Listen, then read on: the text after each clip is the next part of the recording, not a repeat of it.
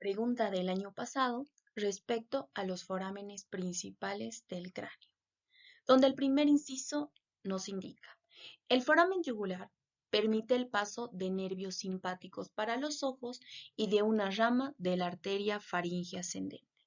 Segundo inciso: por el foramen magno pasan las arterias vertebrales, venas espinales y nervio hipogloso. Tercer inciso: la rama de la arteria occipital para la dura madre pasa por el foramen mastoideo. Con esto, el día de hoy vamos a hacer un repaso respecto a los forámenes que encontramos en. Entonces, podemos ver el cráneo en un corte transversal, una vista interna, es decir, a nivel del endocráneo. Nosotros podemos encontrar el primer foramen, que es el foramen olfatorio. Lo encontramos en la lámina cribosa a nivel del hueso esmoidal, que permite el paso del primer par craneal, es decir, del nervio olfatorio. En el hueso esfenoides también encontramos diversos forámenes. El primero es el foramen óptico, por donde pasa el segundo par craneal, es decir, el nervio óptico asociado a su arteria oftálmica.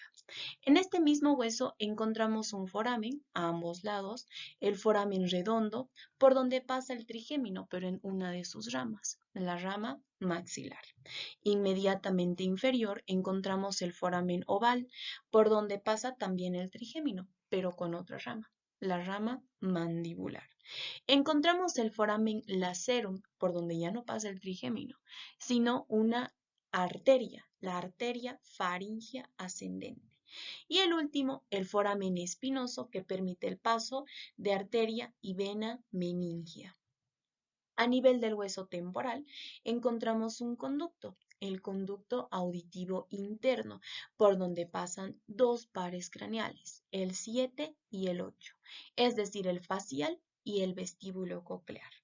Y a nivel del hueso occipital encontramos también un conducto, el conducto del hipogloso, que permite el paso del nervio hipogloso y también una rama de la arteria faríngea ascendente, así como también este gran foramen que es el foramen magno, por donde pasa el bulbo raquídeo, arteria vertebral, arteria espinal, meninges y también el 11º par craneal, que vendría a ser el accesorio.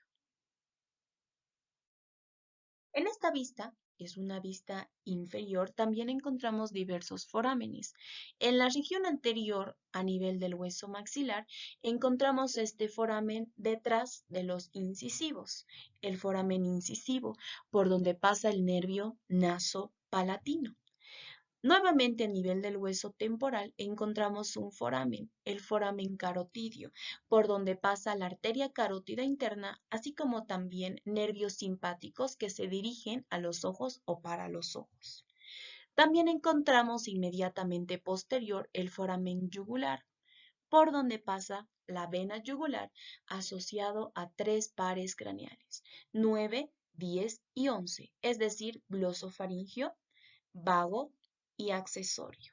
En este mismo hueso temporal también hay más forámenes. El foramen mastoideo, inmediatamente posterior a la apófisis mastoides, por donde pasa una vena emisiaria hacia el ciano transverso y una rama de la arteria occipital hacia la dura madre, así como también un foramen que está entre la apófisis histiloides y la apófisis mastoides, el foramen estilomastoideo, por donde pasa la arteria estilomastoidea, así como también el nervio facial, el 7º par craneal.